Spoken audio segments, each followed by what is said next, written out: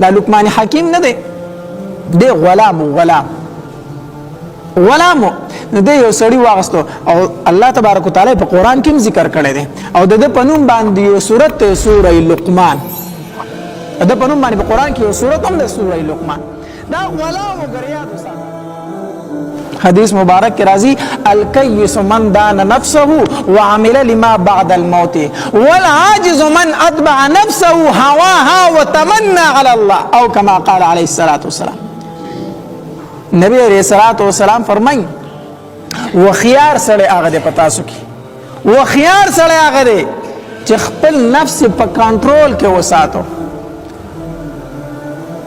وعمل لما بعد الموت او د مرګ نه چې وروسته کوم حالات را روان دي د هغې دپاره څه کوي؟ تیاری کوي. علماو د دې حدیث مبارک مختلف تشریحات کړي دي. یو وی وخيار سړی هغه دی چې هغه د ځان سره د خپلو اقوالو، د خپلو افعالو، د خپلو احوالو محاسبه کوي. څه کوي؟ محاسبه کوي. محاسبه د خپل اقوال او د ځان سره دادا ته سحر را پاسېدلې او وسم لاستې جمع دی کنه، جمع خوراغله د بلستنی په ځان باندې اچو، کمبل په ځان باندې چو، ځانونه پټ کو، نو تور تیار شو چې ځان باندې کمبل راوچو، تور تیار شو. ماسوتن سم لاستې نو د ځان سره حساب وکا، سحر را پاسېدلې ما ماسوتن شو، زما د جبه نه د الله ذکر څومره شوی، زما په دې جبه باندې درود شریف څومره ویلي شوی دي، او په دې جبه باندې ما کنزل څومره کړي، په دې ما غیبت څومره کړي، په دې ما چغلی څومره کړي دا، په دې باندې ما د بل سپکاوي څومره کړي دي. دا حساب د ځان سره وکړه کنه. نو کو په دې جبر د الله ذکر ډیر کړي ونه شکر الحمدلله د الله شکر ادا کا. خو کو په دې جبر ټول ورځ تیر شوی دا او د الله نوم په نه راغلی، په دې غیبت راغلی، په دې کنزل راغلی، په دې چغلی راغلی دا، نو د الله په دربار کې توبه وباسه، توبه وباسه. د ځان سره د اقوالو حساب دی، د خپل اعمالو حساب کوه د ځان سره. سحر چې را پاسېدم شپه شو را باندې، ماسوتن شو را باندې، د سحر نواله تر دې ټیمه پورې ما د دې لاس نه خیر چاته څومره رسولی دی، نقصان مې چاته څومره رسولی دی. په دې خپو مې د نیکۍ کارونه څومره کړي دي، د بدۍ کارونه مې څومره کړي دي، مونځ مې په ټوله ورځ کې څومره کړی دی، نور د دنیا کارونه مې څومره کړي دي. د خپل اعمالو به د ځان سره څه کوي؟ حساب به کوي. نو کو چرته تا تمام ورځ کې د نیکۍ کارونه ډیر کړیو، د ګناه کارونه دې کم کړیو، نو بیا ووایه شکر الحمدلله. خو کو په ټوله ورځ تېره شو ستانه د نیکۍ کار نه دی شوی، تش په دنیا پسې منډه منډه منډه نه، بیا د الله په دربار کې څه وباسه؟ توبه وباسه. وعمل لما بعد الموت او د مرګ نه وروسته چې کوم حالات را روان دي دې دپاره به دې څه کوي؟ تیاری کوي. والعاجز من اتبع نفسه هوا وتمنى على الله. نبی علیہ السلام فرمایي بیوقوف انسان، کمکل انسان هغه دی چې د خپل خواهش تابعداري کوي، زړه چې څه غواړي هغه کوي، حلال او حرام نه ګوري، ناروا او جایز نه ګوري، خو چې څه په زړه کې راغله هغه کوي. وتمنى على الله او په الله تبارک وتعالی باندې لوی لوی امیدونه ساتي. هلکه مونځ نه کوي، نه بڑا الله زما تبارک وتعالی مونږ ته محتاج نه دی، غفور رحیم دی، ما باسي وبخي. هلکه ګیره نه فریدي، الله غفور رحیم دی، په ګیرو بخل نه کوي، زکات نه ورکوي. الله تبارک وتعالی زما پیسو ته محتاج نه دی، غفور رحیم دی، ما باسي وبخي. ما با نو زمونږ پښتانه وایي چې څه دي کرلي نو هم حق به علي، چې څه دي کرلي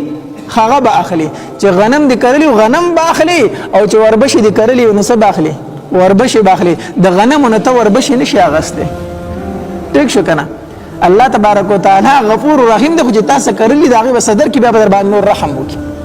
دا لقمان حکیم نه دی، دی غلام نو دی یو سړی واغستو او الله تبارک وتعالی په قران کې ذکر کړی دی او د پنوم باندې یو سورته سوره لقمان،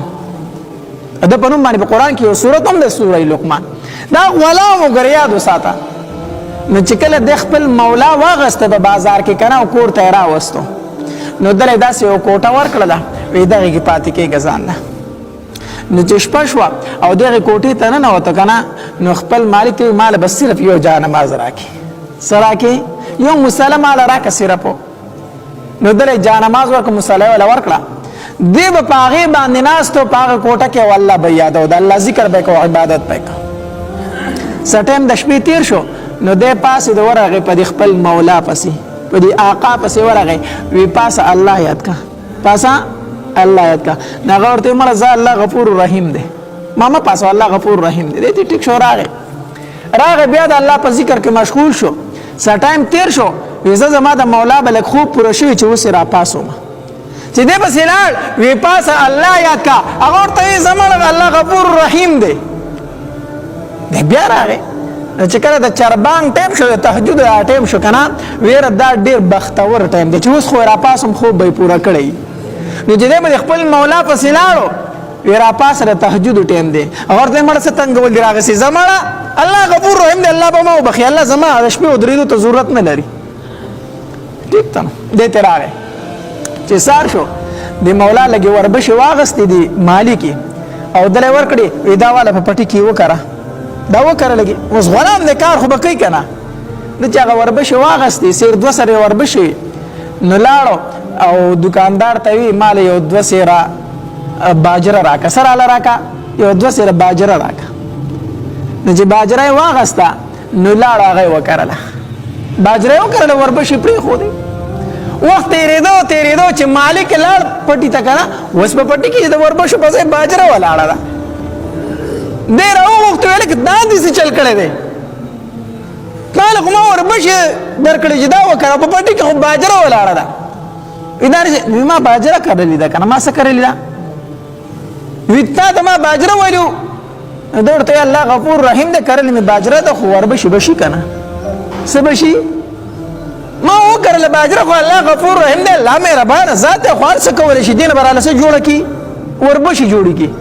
مالک ورته ډېر بېوقوفه انسان دی ډېر بېوقوفه قمقل انسان دی کرلې دي باجره ده او الله به دې وربشې جوړې کړي الله داسې کوي هغه ورته وایي زه خو درتم داوام که نه ما خو درتم داوې که نه چې د شپې خوبونه کوه نافرمانۍ کوه د الله او الله به دې په مفتو کې وبخي